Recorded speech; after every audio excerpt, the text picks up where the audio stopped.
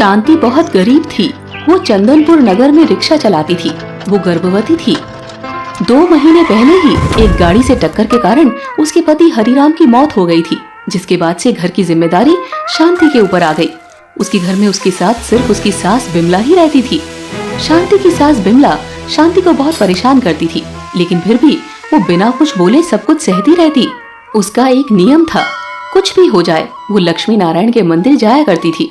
वो बाजार में अपना रिक्शा लगाती थी, वहीं से उसे जो सवारी मिलती उसे वो उसकी मंजिल तक पहुंचाती। सुबह से लेकर रात तक शांति रिक्शा चलाती, जिससे किसी तरह से उसका गुजारा हो रहा था। एक दिन रात को जब शांति घर लौटी तो शांति ने कहा, माँ जी ये लीजिए आज की कमाई। बस इतना ही? पूरे दिन भर की इतनी ही कमाई? हाँ माँ जी, आजकल लोग ऑटो में चढ़ना पसंद करते हैं, बहुत मुश्किल से कोई सवारी मिलती है। तुम मुझे बेवकूफ बनाती हो, पैसे बचाकर अपने और अपने बच्चों के लिए रखती हो और कहती हो कि इतनी ही कमाई हुई। नहीं माँ जी, जो भी मिलता है मैं आपको लाकर देती हूँ। दूसरे दिन जब शांति अपना रिक्शा लेकर जाती है तो उस दिन उसे एक भी सवारी नहीं मिलती। शांति मन ही मन सोचती है, अरे ये क्या, सुबह से शाम हो गई, आज कोई भी मेरे रिक्शे में नहीं चढ़ रहा। आज घर पर खाना कैसे बनेगा? मेरे पेट में पल रहे बच्चे का क्या होगा? उसे मैं कैसे भूखा रखूं? कुछ भी हो जाए, एक सवारी तो कम से कम मिलनी ही चाहिए। लगता है उस औरत को कहीं जाना है। ओ मेम साहब, आपको कहीं जाना है क्या? हाँ मुझे अपने घर जाना तो है, चलिए ना मैं आपको छोड़ देती हूँ। नहीं, मैं तुम्हारे हाथ रिक्शा से नहीं जाऊंगी, घर पहुँचने में आधा घंटा लग जाएगा। अभी ऑटो करूंगी और 2 मिनट में पहुँच जाऊंगी। शांति काफी दुखी हो जाती है। आज उसे एक भी सवारी नहीं मिलती और उसे खाली हाथ ही घर लौटना पड़ता है। अरे कलमुही, आज इतनी चुपचाप क्यों है? ला पैसे निकाल। माँ जी, आजकल कोई हाथ रिक्शे में चढ़ना नहीं चाहता, इसीलिए एक भी सवारी नहीं मिली। झूठ बोल रही है तू मुझसे, सारे पैसे खुद डकार लेना चाहती है। अभी मजा चखाती हूँ। बिमला एक डंडे से शांति को मारने लगती है। माँ जी मत मारिए मुझे, मैं बिल्कुल सच कह रही हूँ। अगर सवारी नहीं मिली तो मैं क्या कर सकती हूँ? मत मारिए माँ जी। बिमला शांति की बातें नहीं सुनती और उसे खूब मारती है। असल में ये रिक्शा शांति के पति हरिराम का था, लेकिन उसकी मौत के बाद औरत होते हुए भी शांति को ये रिक्शा चलाना पड़ा। शांति अपने पति हरिराम को याद करके बहुत रोती थी, लेकिन उसकी अनपढ़ सास उसकी बातें नहीं समझती थी और उस पर जुल्म किया करती थी। इसी दिन की तरह हर दिन रो रो कर गुजरता था, लेकिन शांति को भगवान लक्ष्मी नारायण पर पूरा भरोसा था कि जल्दी उसके अच्छे दिन आएंगे। वो सुबह सवेरे लक्ष्मी नारायण के मंदिर जाती है। शांति माँ लक्ष्मी से कहती है, हे माँ लक्ष्मी, मेरा इस दुनिया में आप दोनों के सिवाय कोई नहीं है। आपको मेरे आने वाले बच्चे का ध्यान रखना होगा। मुझे जितना भी कष्ट हो मैं सहन कर लूंगी, पर मेरे इस बच्चे को कोई तकलीफ मत होने देना माँ, इसका ध्यान रखना। वैकुंठ लोक में भगवान विष्णु कहते हैं, देवी लक्ष्मी, आपने देखा ना हमारी भक्त कितनी मुसीबत में है। मुझे इसके दुख को दूर करने के लिए धरती पर जाना होगा। भगवान, आज इसने मुझे पहले पुकारा है, इसका दायित्व अब मेरा है। और फिर ये तो गर्भवती है, इसीलिए इसका विशेष ध्यान रखना पड़ेगा। इसके संतान के जन्म होते ही इसके सारे दुख दूर हो जाएंगे। आज शांति हमेशा की तरह अपना रिक्शा लेकर काम पर निकल जाती है। बाजार जाकर आज वो चिल्ला चिल्लाकर सवारी को बुलाने लगी, आइए आइए, जहाँ भी जाना है मैं आपको पहुँचा दूंगी, आपका सारा सामान उठा दूंगी, आइए मेरे रिक्शा में आइए। तभी बाजार में एक औरत हाथ में एक थैला लिए हुए उसे नजर आती है, जो रिक्शा का इंतजार कर रही थी। शांति उसके पास जाकर उससे कहती है, आइए दीदी, मैं आपको अपने रिक्शा में बिठा कर ले चलती हूँ। आपको कहाँ जाना है? मुझे लक्ष्मी नारायण के मंदिर जाना है। लेकिन तुम तो गर्भवती हो, इस हालत में रिक्शा कैसे चला रही हो?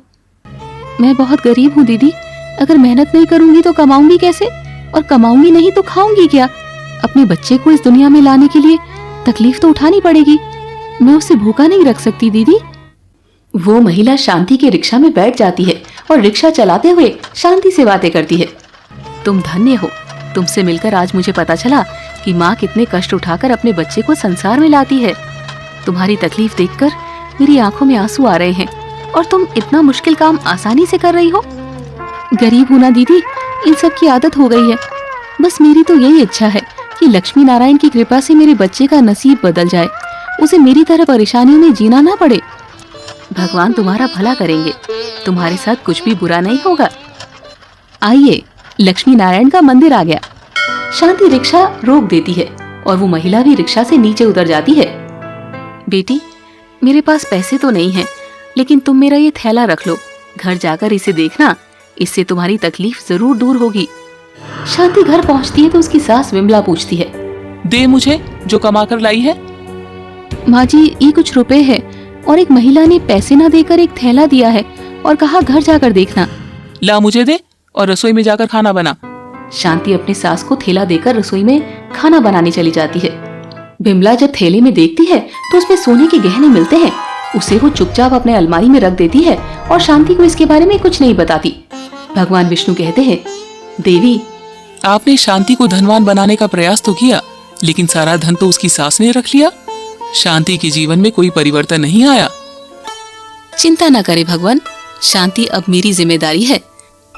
मैं कल फिर उसके पास जाऊंगी। आज शहर में हड़ताल थी और शांति की तबीयत ठीक नहीं थी, फिर भी वो बड़ी तकलीफ से रिक्शा लेकर बाजार पहुंच जाती है।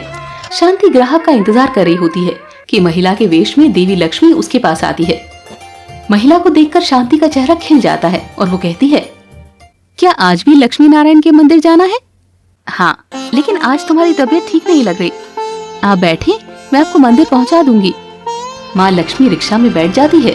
कुछ दूर जाते ही शांति के पेट में दर्द होने लगता है और वो रिक्शा रख देती है।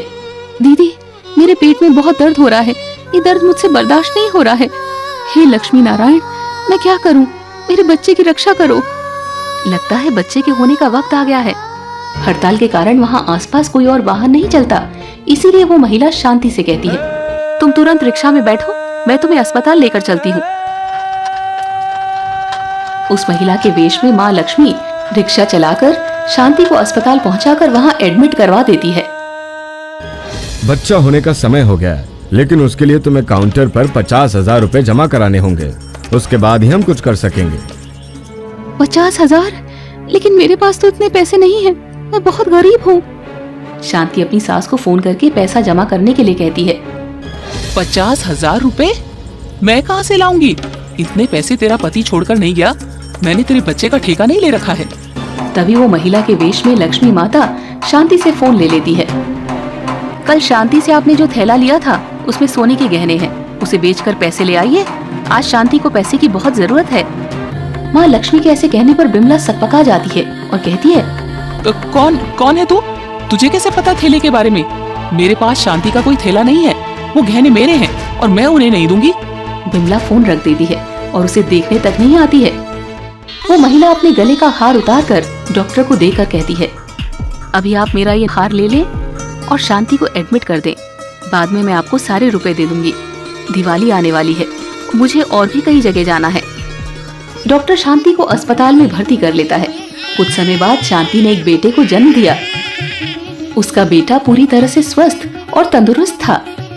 हे माँ लक्ष्मी, हे नारायण, आपका बहुत बहुत धन्यवाद, आपने मुझे और मेरे बच्चे को बचा लिया।